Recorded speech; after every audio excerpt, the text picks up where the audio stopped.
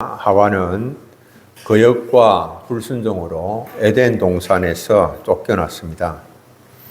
아담은 자신의 아내 하와와 동침하여서 가인을 낳았습니다. 그 이름은 얻다, 소유하다라고 하는 그런 뜻을 지닌 히브리어 카나에서 유래가 됐습니다. 귀하고 능력 있는 것을 소유하게 되었을 때에 소유하는 것을 나타낼 때 사용하는 단어입니다. 가인이 아담과 하와에게 있어서 얼마나 귀중한 존재인가, 소중한 존재인가를 알려주는 이름이지요. 아담과 하와가 맨 처음에 여러분들 생각을 해보십시오. 에덴 동산에 쫓겨나서 처음 얻은 아들인데 그 아들로 인하여서 기쁨이 얼마나 대단했을까라고 하는 겁니다. 하와는 이렇게 말했습니다. 내가 여호와로 말미암아 등남하였다. 그렇게 말했습니다. 가인을 얻은 것이 하나님의 은혜의 선물이다라고 그렇게 생각했고 감사함으로 받았습니다. 아담과 하와는 하나님께서 그들에게 주신 약속의 말씀도 기억을 했을 것입니다. 창세기 3장 15절에 내가 너로 여자와 원수가 되게 하고 내 후손도 여자의 후손과 원수가 되게 하리니 여자의 후손은 내 머리를 상하게 할 것이요 너는 그의 발꿈치를 상하게 할 것이니라. 메시아에 대한 약속이지요.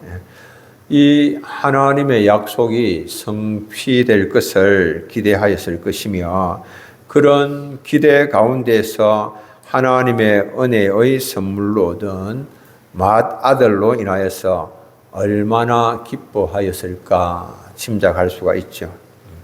그런데 그 반대로 아벨이 태어났을 때에 성경은 그냥 단순히 그냥 그가 또 가인의 아우 아벨을 낳았는데 이렇게 그냥 표현을 하고 있습니다. 가인의 아우 아벨. 관심은 장자 가인에게 집중되어 있습니다. 아벨이라고 하는 그 이름은 입김 혹은 숨이라고 하는 그런 뜻을 가지고 있습니다. 허무함, 공허함, 실체가 없음을 나타낼 때 사용되었던 단어입니다.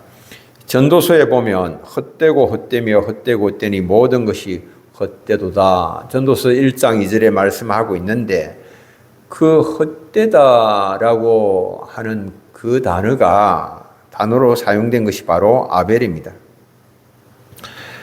아벨의 삶은 정말 형 에서의 미움과 시기, 질투로 인하여서 이름 그대로 인간적으로 보면 그냥 허무하게 사라져버리고 말았습니다. 그런데 아담과 하와가 기대 가운데서 얻은 소중한 아들이 어떻게 그렇게 인류의 첫 살인자가 되었고 그것도 자신의 동생을 살해한 범죄의 장본인이 되었는가 참 이해하기가 힘듭니다. 우리가 이런 모습을 보면서 이 아담과 하와의 불순종과 거역이 얼마나 자녀들에게 심각한 영향을 미쳤는가 짐작을 해볼 수가 있습니다. 죄의 오염과 부패 그리고 전념성은 정말 무서운 것이다 라고 하는 것을 알게 됩니다. 가인은 농부였습니다. 아벨은 축산업에 종사하는 양치는 자였습니다. 그들은 하나님의 문화 명령에 따라서 자신들의 직업을 택했습니다. 창세기 1장 28절은 하나님이 그들에게 복을 주시며 하나님이 그들에게 이르시되 생육하고 번성하여 땅에 충만하라. 땅을 정복하라. 바다의 물고기와 하늘의 새와 땅에 움직이는 모든 생물을 다스리라 하시니라. 이 명령에 따라서 그들은 농사도 짓고 또 축산업도 했습니다. 세월이 지난 후에 가인은 땅의 소산으로 제물을 삼아서 여호와께 제사를 드렸고 그리고 아벨도 양의 첫 새끼와 기름으로 하나님께 제사를 드렸는데 하나님께서는 아벨과 아벨의 제사만 받으셨습니다. 하나님께서는 가인의 제사를 물리치셨습니다. 왜 아벨의 제사만 하나님께서 받으셨을까? 우리는 여기서 하나님께서 기뻐하시는 제사가 과연 어떤 것인가 라고 하는 것을 생각을 하게 됩니다. 하나님께서 기뻐 받으시는 제사는 믿음의 제사입니다. 하나님은 믿음의 제사를 통하여서 믿음의 예배라고도 말할 수 있겠죠. 믿음의 예배를 통하여서 영광 받으시기를 원하십니다. 히브리서 저자는 아벨이 드리는 제사, 그것은 믿음의 제사다라고 그렇게 말을 했습니다. 히브리 11장 4절. 우리 함께 한번 읽어볼까요? 믿음으로 아벨은 가인보다 더 나은 제사를 하나님께 드림으로 어려운 자라 하시는 증거를 얻었으니 믿음으로 제사를 드렸다라고 하는 겁니다. 아벨이 가인보다 더 나은 제사, 하나님께서 받으실 만한 제사를 드린 것은 믿음으로 드린 제사였기 때문이다. 그렇게 말합니다. 제사를 드리기 위해서는 제단이 있어야 되겠죠. 제사를 드리기 위해서는 제물이 있어야 되겠죠. 그리고 하나님께서 받으시는 그런 제사는 하나님께서 명하시는 때에 하나님께서 명하시는 그 명하신 제단에서 그곳에서 하나님께서 명하시는 제물로 제사를 드려야 되겠죠. 하나님께서 명하시는 대로 해야 하나님께서 기뻐 받으시겠죠. 하나님은 이들에게 제사 드릴 장소를 지정을 하셨습니다.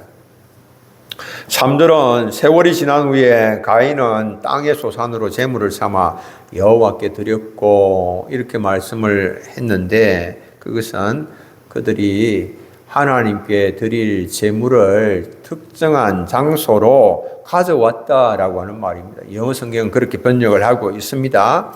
하나님은 제사할 장소를 정해 놓으셨습니다. 아벨도 자기의 양의 첫 새끼와 기름을 그 제단으로 가지고 왔습니다. 하나님께서 정하신 제단 위에서 희생 제물을 드렸습니다. 그리고 그 기름은 그곳 제단 위에서 불태웠습니다.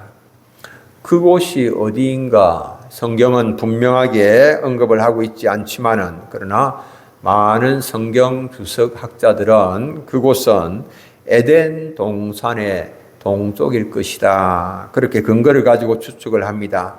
하나님께서 그곳에 은혜의 보좌를 펴시고 그리고 두시고 하나님께 예배하기를 원하는 자는 누구나 그곳에서 하나님께서 명하신 그 제물을 가지고 그곳으로 나아가서 제사하기를 원하셨습니다. 하나님께서 명하신 제물을 가지고 가까이 갈 수가 있었고 제사를 할 수가 있었습니다. 하나님께서 제사에 대하여서 말씀하시지 아니하셨더라면 가인이나 아벨이나 아무도 제사에 대하여서 아무것도 몰랐을 것이며 제사할 생각도 못했겠죠. 제사를 안 했겠죠. 하나님께서 제사에 대하여서 말씀을 하신 것입니다. 그들은 모두 하나님께 제사를 드렸습니다. 가인은 땅의 소산을 제물로 삼아서 하나님께 제사를 드렸습니다. 아벨은 양의 첫 새끼와 기름으로 제사를 드렸습니다. 여호와께서 아벨과 그의 제물은 받으셨으나 가인과 그의 제물은 받지 아니하셨습니다. 왜요? 왜 하나님께서 안 받으셨을까? 가인의 삶이 불성실했기 때문에 하나님께서 받지 아니하셨을까요? 가인의 삶이 성격적으로 문제가 있기 때문에 도덕적으로 심각한 문제가 있기 때문에 하나님께서 가인의 제사를 받지 아니하셨을까요? 그런 것은 아닙니다. 가인은 하나님께 제사 드리기를 원했고 제사를 드렸습니다. 그런데 가인은 하나님께 드리는 제사를 하나님께서 명하시는 방법이 아닌 자기의 방법을 따라서 제사하고자 했습니다. 자기의 방법, 자기의 생각에 따라서 제사하고자 했습니다. 그래서 땅의 소산물로 하나님께 제사를 드렸습니다. 가인의 제사는 피 흘림이 없는 제사였습니다. 그것은 자신의 땀의 열매이고 자기의 또 수고한 노동의 대가로 얻은 것이지만 하나님께서 명하신 제물은 아니었습니다. 문제가 여기에 있습니다. 귀한 것이기는 할지 모르겠지만 하나님께서 명하신 것은 아니다. 명하신 예물은 아니다라고 하는 것입니다. 더구나 땅의 소산물로 제사를 드린 것은 하나님의 심판을 어떤 면에서 가볍게 여기고 무시한 그런 측면도 없지 않아 있습니다. 창세기 3장 17절은 이렇게 말씀합니다. 아담에게 이르시되 네가 네 아내의 말을 듣고 내가 네게 먹지 말라 한 나무의 열매를 먹었은저 땅은 너로 말미암아 저주를 받고 너는 네 평생에 수고하여야 그 소산을 먹으리라. 저주받은 땅의 소산으로 하나님께 제사를 드렸다라고 하는 것은 하나님의 심판을 가볍게 여긴 측면이 있죠. 성경은 양의 첫 새끼와 기름으로 제사를 드린 아벨을 향하여서 믿음으로 아벨은 가인보다 더 나은 제사를 하나님께 드렸다 이렇게 말씀하죠. 아벨은 자신의 제사를 믿음으로 드렸다 이렇게 말합니다. 믿음으로. 여러분들 이게 무슨 말일까요? 무슨 뜻일까요? 아벨이 제사를 믿음으로 가인보다 더 나은 제사를 드렸다 이렇게 말씀을 하고 있는데 이것은 무슨 뜻이냐 하니까 하나님의 말씀을 듣고 그 말씀에 따라 드렸다라고 하는 그런 의미입니다. 말씀에 따라, 말씀을 듣고 로마서 10장 17절에는 이런 말씀이 있어요. 믿음은 들음에서 나며 들음은 그리스도의 말씀으로 말미암느니라. 믿음은 무엇으로부터 난다고요? 무엇으로부터 납니까? 들음으로. 누구의 말씀을 들음으로? 하나님의 말씀을 들음으로. 그리스도의 말씀을 들음으로. 말씀을 들음으로 그 말씀대로 하는 그 제사, 그것은 하나님께서 믿음으로 드린 제사다. 이렇게 말씀을 하는 것이죠. 그러니까 아벨이 양과 양의 기름으로 하나님께 제사를 드린 것은 그냥 단순히 그가 그렇게 하는 것이 좋겠다라고 하는 그런 생각에서 그렇게 한 것이 아니에요.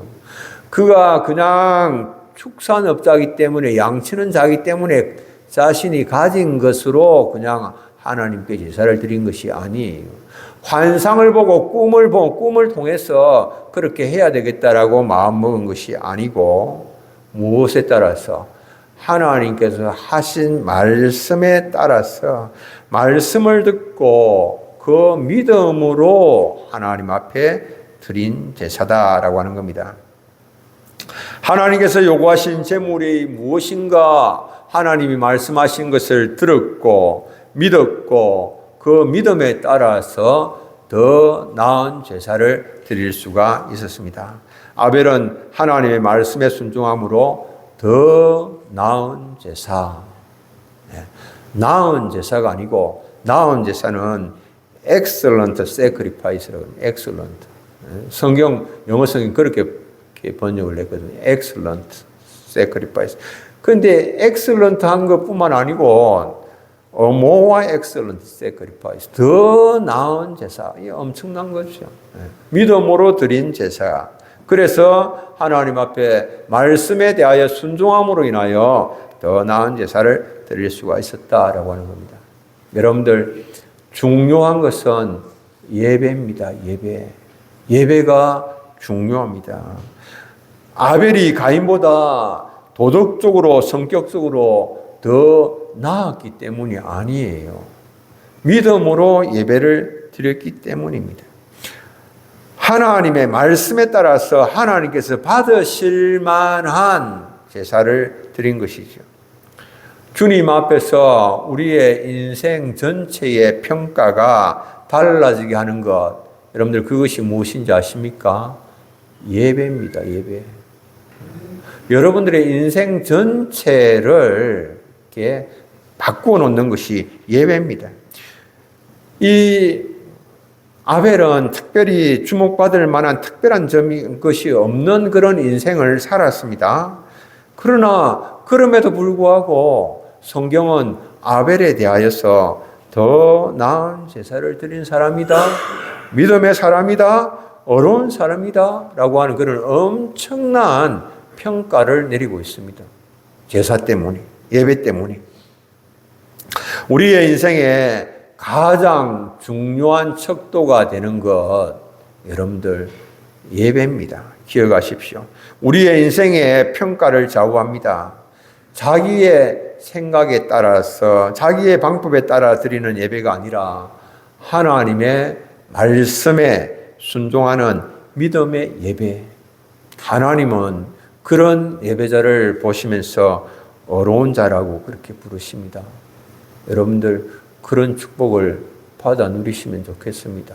내 생각대로 예배하지 마시고 주님이 원하시는, 내게 원하시는 그런 예배가 무엇인가 생각하면서 그런 예배자로 세워질 수 있으면 좋겠습니다. 두 번째로는 하나님께서 받으시는 제사는 경건의 모양이 아닌 경건의 능력이 있는 제사입니다. 경건의 능력이 있는 제사. 무슨 말인가? 좀 들어도 무슨 말인지 잘 이해가 안 되죠.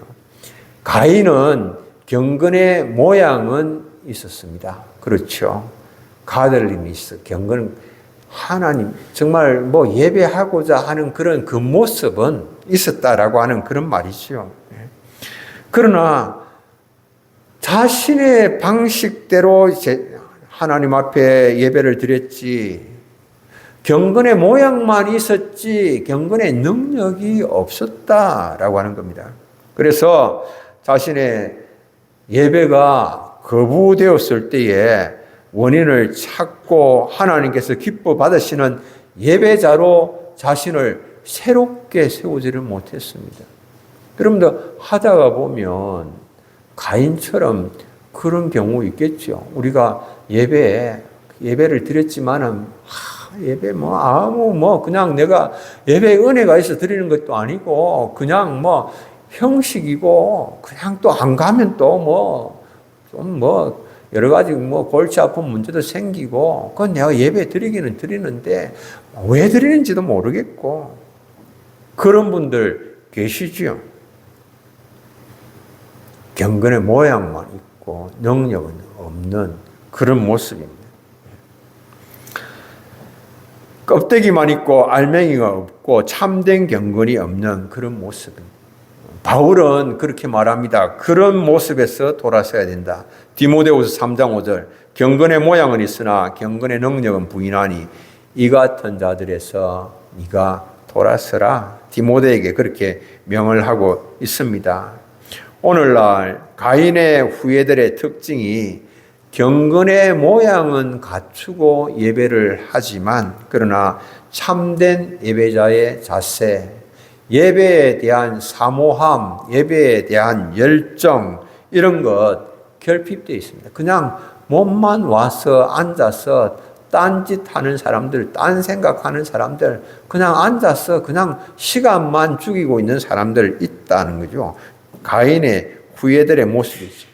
경건의 모양만 갖춘 자고 경건의 능력이 없는 자들이죠.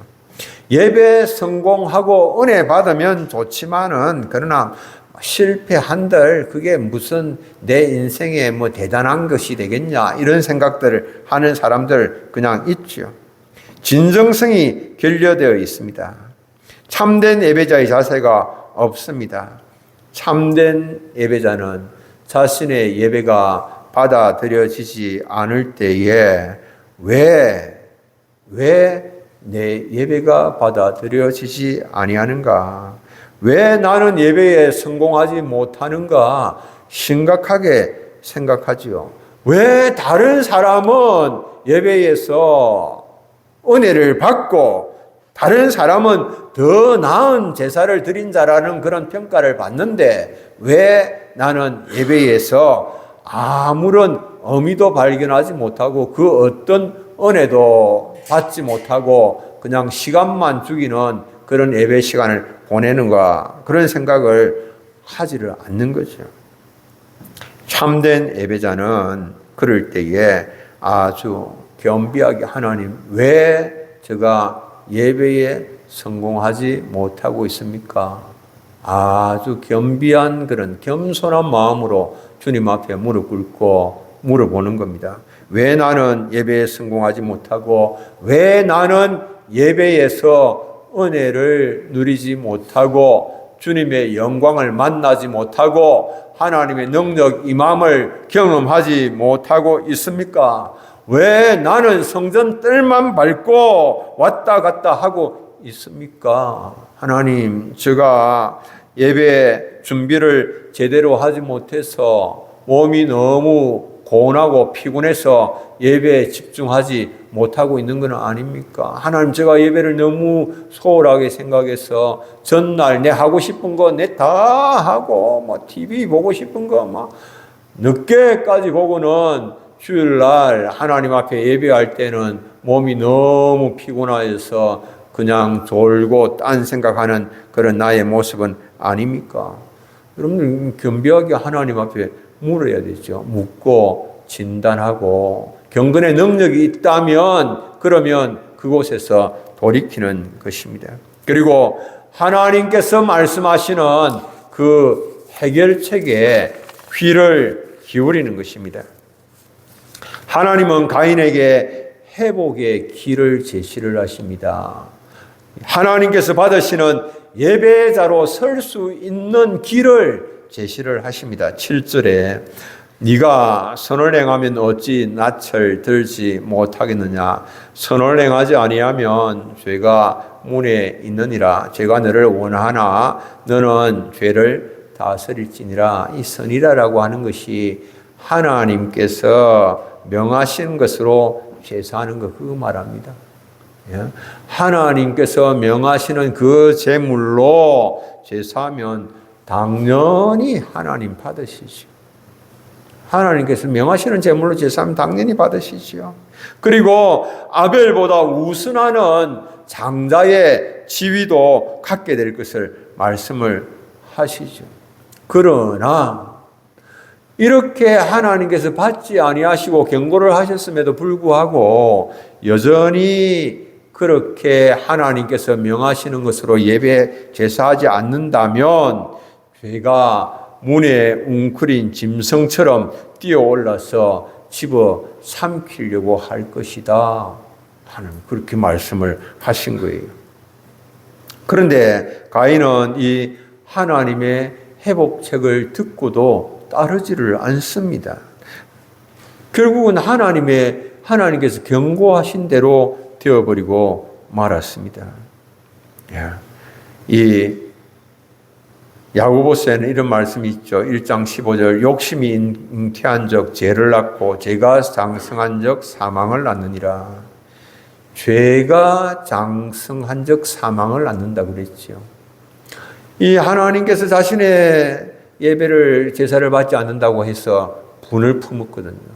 분을 품고 그걸 다스려야 되는데 다스리지 못하고 분을 품고 있다가 마침내 동생을 살인하고 마는 그런 엄청난 인류 최초의 살인자가 되어져 버리고 맙니다. 여러분들 분한 마음 다스려야 됩니다. 문제가 다른 데 있지 않아요. 자기 자신에게 문제가 있습니다. 자신에게 문제가 있음을 깨달지 못하고 그 마음을 다스리지 못하면 그러면 파멸의 길로 달려가게 되는 것입니다. 여러분들, 나의 예배가 받아들여지지 않는 것, 문제가 어디에 있습니까? 내 자신에게 있다라고 하는 걸 생각해야 됩니다. 내가 제대로 준비하지 못하고 하나님께서 원하시는 그런 예배를 내가 제물로서 원하시는 시간에 원하시는 방법으로 예배하지 못하는 나의 모습을 돌아봐야 됩니다. 세 번째로 하나님께서 받으시는 제사를 드리려면 자기 인정 욕구 그거 극복해야 됩니다. 이게 원초적이고 본능적인 인정 욕구 이게 엄청난 겁니다. 모든 걸 자기 중심적으로 생각하고자 하는 그런 마음들이 우리 속에 꽉 자리 잡고 있습니다. 가인은 부모의 기대 가운데서 아마 성실한 삶을 살았을 것이다. 저는 그렇게 짐작을 해봅니다. 농사 짓는 사람들 대체적으로 성실하지 않아요. 아담과 하와는 가인이 하나님의 영광을 드러내었으면 그랬겠죠. 그리고 그의 삶에서 하나님의 능력 나타남을 보고자 하였겠죠. 이미 하나님께서 창세기 3장 15절에 약속의 말씀도 주신 터이고 하니까 이런 부모의 이런 믿음과 기대는 가인의 삶에 영향을 미쳤겠죠. 여러분들 피그말리온 효과라고 들어보셨죠? 사람들의 기대와 그에 따른 태도가 다른 사람의 행동이나 능력에 긍정적 영향을 미치는 것, 그것을 말하지요. 가인도 부모의 강력한 믿음과 기대에 합당한 삶을 살려고 그렇게 노력을 하였을 것입니다. 가인은 자기의 방법에 따라서 땅의 소산을 가져와서 하나님 앞에 제사를 드렸지만은 그냥 단순한 그런 재물이 아니라 자신이 농사하여서 얻은 것 가운데서 땀 흘려 얻은 것 가운데서 가장 좋은 것, 가장 최선의 것을 드렸겠죠. 그러나 하나님은 동생의 제사와 제물은 받으셨는데 자신의 제사는 받지 않으셨거든요. 가인도 하나님께서 자신의 제사를 받지 않으셨다라고 하는 것을 알았어요. 하나님께서 자기 제사를 받으셨다는 어떤 표시도 없는 것입니다.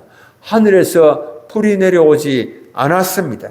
레위기에서는 하나님께서 제사를 받으실 때에는 하늘에서 불이 내려와서 제물과 기름을 사른다고 했습니다. 레위기 9장 24절은 이렇게 말합니다. 불이 여호와 앞에서 나와 제단 위에 번제물과 기름을 사른지라. 이 하나님의 응답이지 않습니까? 그런데 가인으로 하여금 몫이 분하고 안색이 변하게 만든 것은 바로 이 지점입니다. 바로 이 지점에서 가인은 자신이 장자로서 큰 기대를 한 몸에 받고 있고 장자권이 있고 모든 면에서 아벨보다도 우선하고 그리고 부모의 기대를 한 몸에 받고 있는데 어찌하여서 하나님께서 아벨의 제사는 받으시고 나의 제사는 받지 아니하시는가? 이 사실을 생각할 때 막 견딜 수가 없어 하는 것입니다. 자신의 동생이 자기보다 더 존중받는다라고 하는 이 사실, 이것 때문에 분노로 가득 찼고 그리고 안색이 변해버리고 말았습니다. 도무지 받아들일 수가 없는 것입니다. 강력한 자기 인정 욕구 때문에 문 앞에 엎드려 있는 그 죄를 다스리지 못하고 마침내 아벨을 죽이고 맙니다. 강력한 자기 인정 욕구, 어떤 대가를 지불하고서라도 이건 내가 붙잡고 있어야지 놓칠 수 없다. 그래서 동생을 죽여서라도 그것을 유지하고 싶은 그런 가인의 마음이었습니다. 그리스 로마 신화는 보편적인 사람들의 본성이 무엇인가라고 하는 것을 다루고 있습니다. 그 그리스 로마 신화의 용모 때문에 주변 사람들로부터 놀림을 받는 파에톤이 등장합니다. 파에톤. 그는 자신의 어머니에게 아버지가 누구인지 묻습니다. 그 어머니는 아버지가 태양신 아폴론이라고 말해 주었습니다. 이 파이톤은 기분이 우쭐해져서 사람들에게 자기 자신은 태양신의 아들이라고 자랑을 했습니다.